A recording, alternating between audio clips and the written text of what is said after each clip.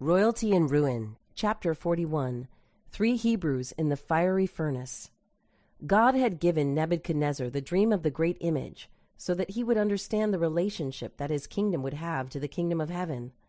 The dream's interpretation had given him clear instruction regarding the establishment of God's everlasting kingdom. The God of heaven will set up a kingdom. It shall consume all these kingdoms, and it shall stand forever. Daniel chapter 2, verse 44. The king had acknowledged God, saying to Daniel, "Truly your God is the God of gods, and a revealer of secrets." Daniel chapter 2, verse 47. For a time the fear of God influenced Nebuchadnezzar, but his heart was not yet cleansed from a desire to exalt himself. Filled with pride, in time he returned to his idol worship with increased zeal.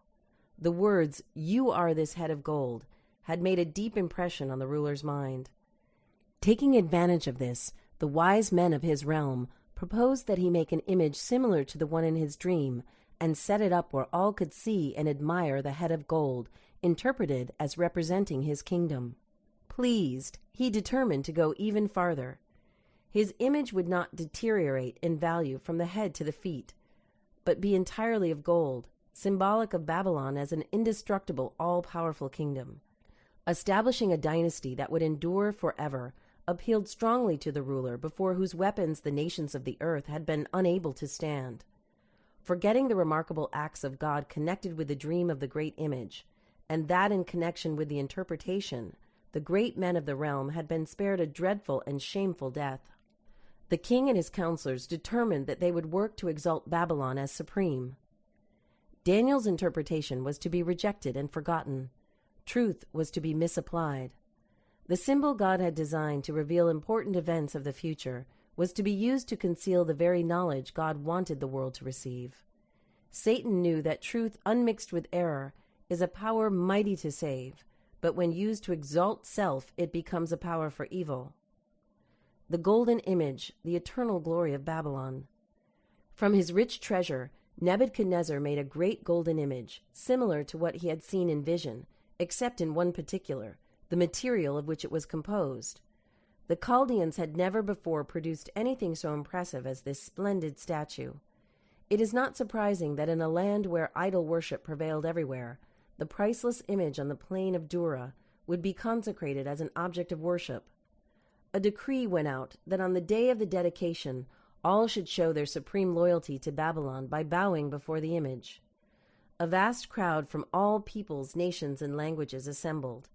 When the music played, the whole company fell down and worshipped the gold image. The powers of darkness seemed to be gaining a victory, permanently connecting the worship of the golden image with the established forms of idolatry recognized as the state religion.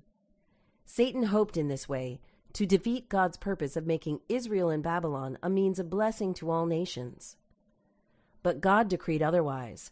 Not all had bowed to the idolatrous symbol of human power. 3 men firmly resolved not to dishonor the God of heaven. Their God was King of Kings. They would bow to no other.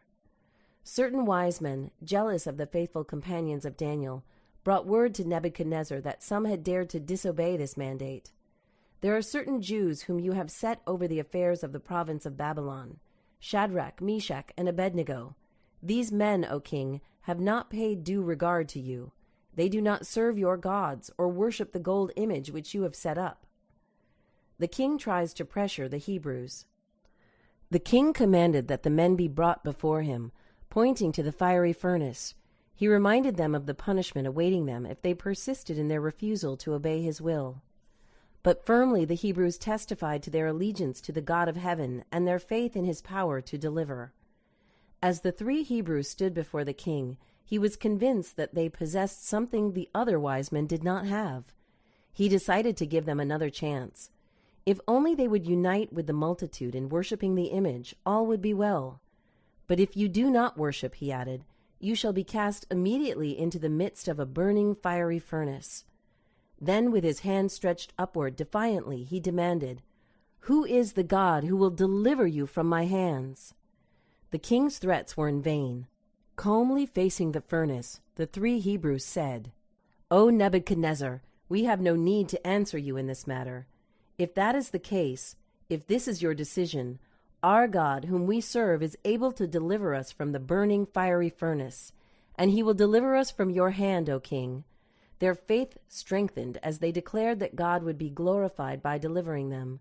With assurance born of complete trust in God, they added, "But if not, let it be known to you, O king, that we do not serve your gods, nor will we worship the gold image which you have set up." The king's anger knew no bounds. Full of fury, the expression on his face changed toward Shadrach, Meshach, and Abednego, representatives of a despised captive race.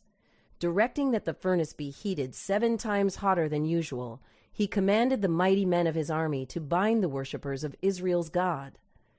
Then these men were bound in their coats, their trousers, their turbans, and their other garments, and were cast into the midst of the burning fiery furnace. And the flame of the fire killed those men who took up Shadrach, Meshach, and Abednego. God in the furnace. But as the Lord's witnesses were cast into the furnace, the Savior revealed himself to them in person, and together they walked in the midst of the fire. In the presence of the Lord of heat and cold, the flames lost their power to consume. From his royal seat the king looked on, expecting to see the men who had defied him completely destroyed.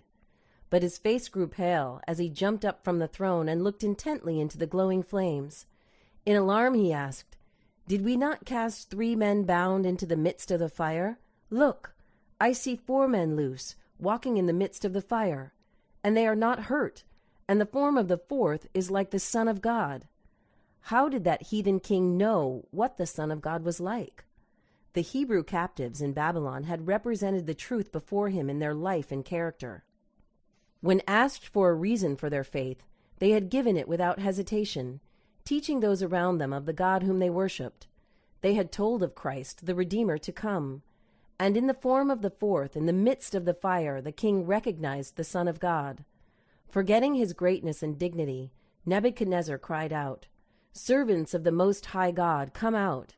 Then Shadrach, Meshach, and Abednego came out before the vast multitude, showing themselves unhurt. The presence of their Savior had guarded them from harm, and only the ropes that bound them had been burned. The great image, set up with such pomp, was forgotten. "Blessed be the God of Shadrach, Meshach, and Abednego," the humbled king acknowledged, "who sent his angel and delivered his servants who trusted in him, and they have frustrated the king's word, and yielded their bodies, that they should not serve or worship any god except their own God. There is no other God who can deliver like this." The king of Babylon set about to spread before all the peoples of the earth his conviction that the God of the Hebrews was worthy of supreme adoration. And God was pleased with the effort of the king to make the royal confession as widespread as was the Babylonian realm. By delivering his faithful servants, the Lord declared that he takes his stand with the oppressed and rebukes all earthly powers that rebel against the authority of heaven. In the hour of their great test, the 3 Hebrews remembered the promise. "When you pass through the waters, I will be with you, and through the rivers, they shall not overflow you. When you walk through the fire, you shall not be burned, nor shall the flames scorch you." Isaiah chapter 43, verse 2. The news of their amazing deliverance was carried to many countries by representatives of the nations that Nebuchadnezzar had invited to the dedication. A time of trouble such as never was. The lessons to be learned from the experience on the plain of Dura are important. In our day, many of God's servants will suffer humiliation and abuse at the hands of those who are filled with envy and religious bigotry. Especially will they become angry with those who keep holy the Sabbath of the 4th commandment.